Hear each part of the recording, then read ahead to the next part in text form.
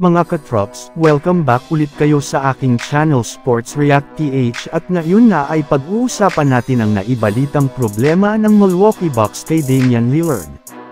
Pag-uusapan na rin nga natin ngayon dito sa ating panibagong video ang naging laro ng Los Angeles Lakers kontra sa kupunan ng Orlando Magic.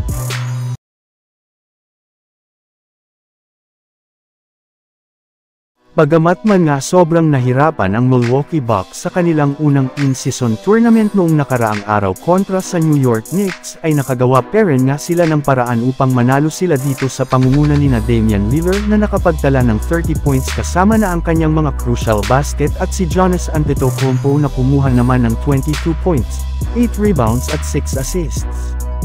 Kaya sa pagkapanalo ng Bucks ay umangat na nga sa 1 win at 0 losses ang kanilang record sa group stage ng in-season tournament at 3 wins at 2 losses naman sa standings ng Eastern Conference.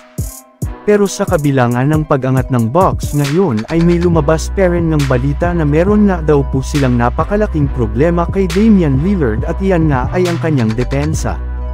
Sa katunayan, simula nga sa pagiging ika-4 nila last season pagdating sa may pinakamataas na defensive rating at bumagsak na nga sila ngayon sa pang-29 sa buong NBA. At nangyari nga iyan sa pagkawala ni Holiday at ang pagdagdag ni Damian Lillard na isa sa mga nagpahina ng kanilang depensa especially sa kanilang backcourt. Samantala pumunta naman tayo sa ating sunod na pag-uusapan ngayon sa naging laro ng Los Angeles Lakers at Orlando Magic.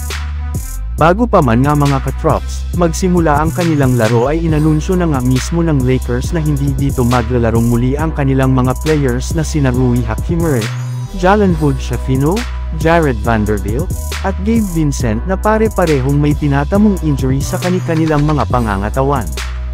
At sa kasamaang palad mga katrops, dahil nga sa kanilang pagkawala, ay bigla na lamang ng hamina ang depensa ng Lakers especially ang kanilang rebounding kung saan parati nga silang nakukuhanan ng offensive rebound at second chance point ng Orlando Magic na siyang rason ng maaga nitong paglamang sa kanilang laban.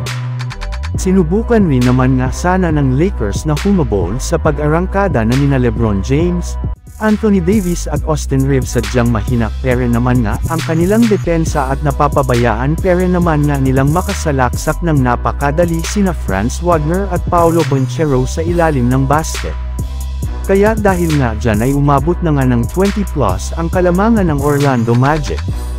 Pero syempre hindi rin naman nga agad-agad na sumuko ang Lakers gayong nagkaroon pa nga sila ng final push sa fourth quarter nang magkaroon sila ng scoring run. Subalit sa kasamaang palad, hindi rin naman nga nila naituloy ang kanila sanang gagawing comeback matapos magpatuloy ang paglamig ng kanilang shooting sa 3-point line lalong-lalo na nina D'Angelo Russell na nakapagtala lamang ng 4 out of 17 sa field goal.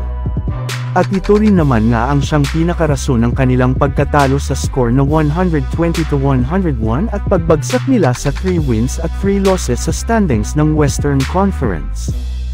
So yun lang nga mga katrops ang handog ko sa inyong storya ngayong araw. Sana nag-enjoy kayo. Please like and subscribe my YouTube channel Sports React PH para sa iba pang storya at update patungkol sa NBA. Kita-kits muli sa ating susunod na video.